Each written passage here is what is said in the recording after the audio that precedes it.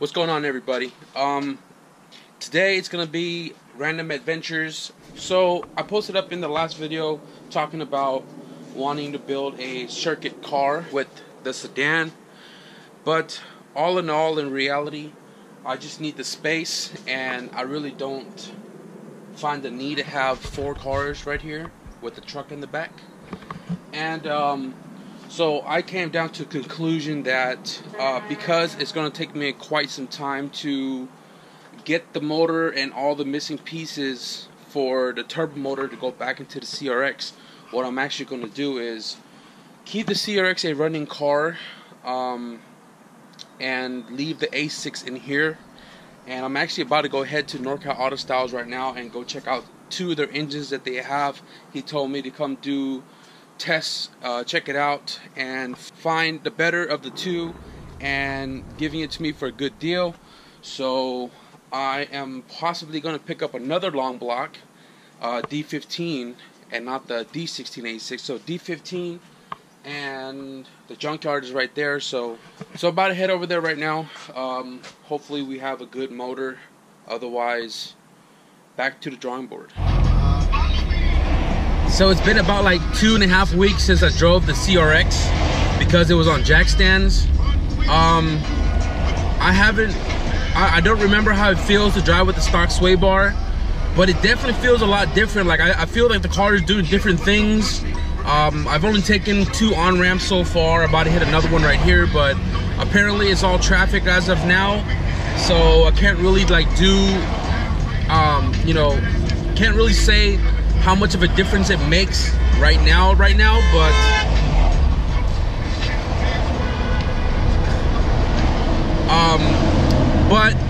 it feels nice to be back in the CRX. It still runs really well.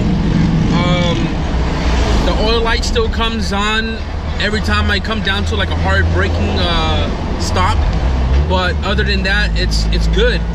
I felt like I just roasted my brakes because punk ass in here, this guy up in the front right here is like, he broke checked me earlier, and I pretty much slammed my brakes. So if I decide to use the CRX to do road racing, which I'll explain a little bit more when I get home, definitely gonna change my brakes out. No, no, no, no. No, no. No, what is this? Working hard or hardly working? Oh, you know, we looking at Veggie Stunts over here. Hey.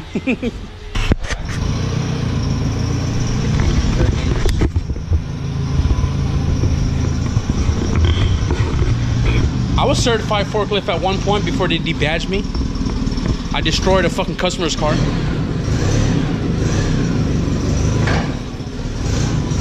If you guys need right-hand drive conversions, there are, was it 2 CRXs right here? Sensor, those CRXs? CRX, Integra, and DC5 RSX. DC5. These are both Integras. These are both Integras? Integra and 3 CRX. Oh, 3. If you guys are looking for right-hand drive conversions, there are 3 complete CRX right-hand drive clips. Everything is included. There's an Integra DC2 and a DC5 RSX up there. What's that one over there in the corner? I have no idea what that is. If you guys are local and you guys are looking for some motors, there's a lot of like B16B type Rs. There are like, those are K series. There's B20s, GSRs, type Rs. A whole bunch of, you know, transmission and stuff too if you guys need those. Tires.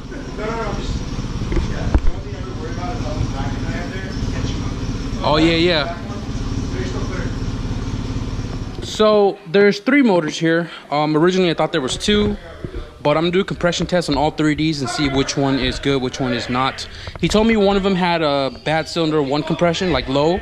The other one was leaking water from like the water pump or something like that, which I'm not worried about because I'm probably changing the oil pump, water pump anyways.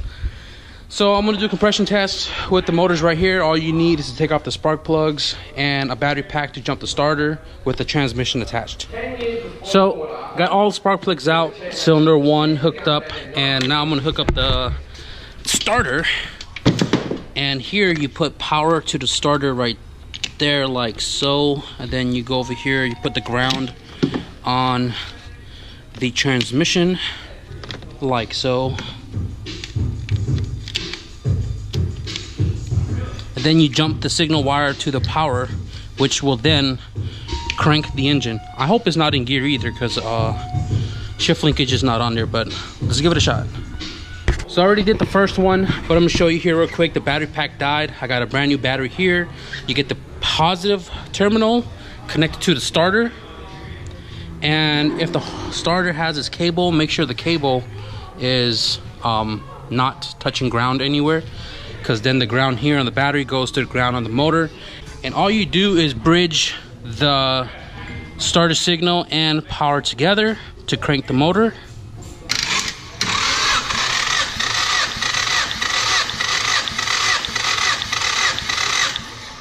That's where it stopped at. It's reading 135, and it's important to write it down to keep track of your readings.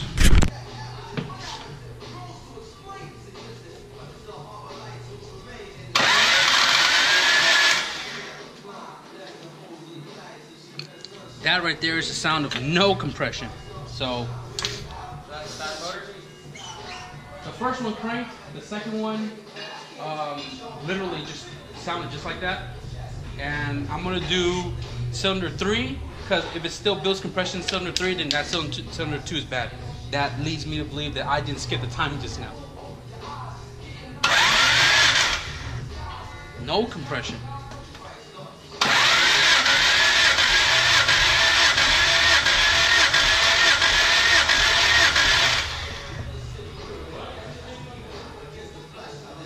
$70.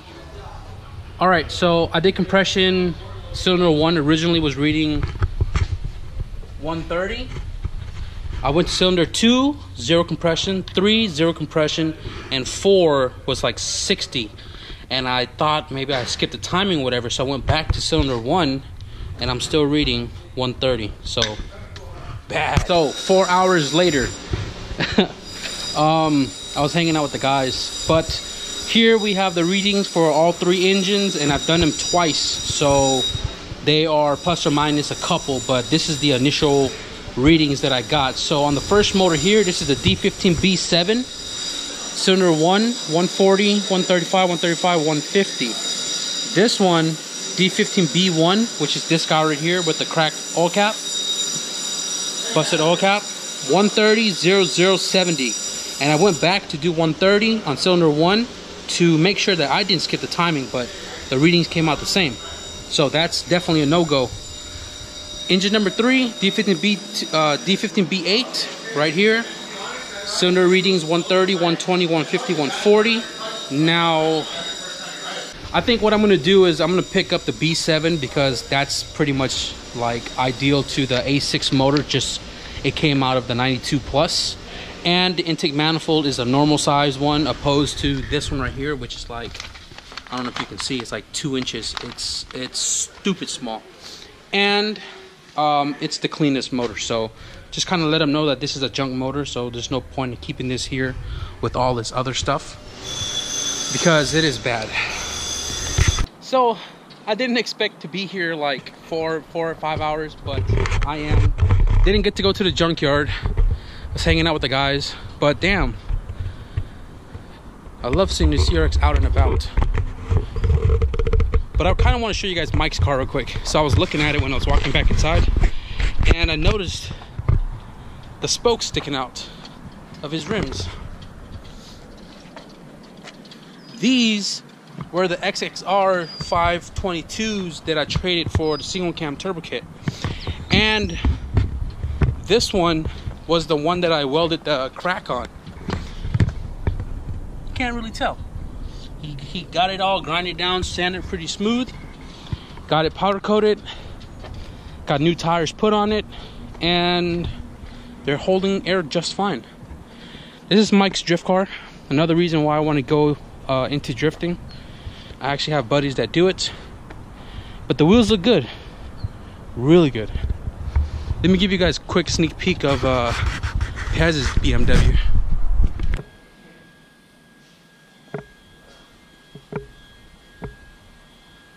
Look at that lock.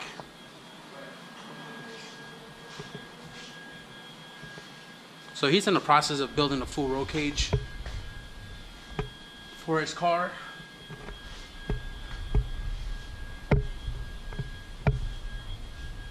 Pro-Am spec roll cage.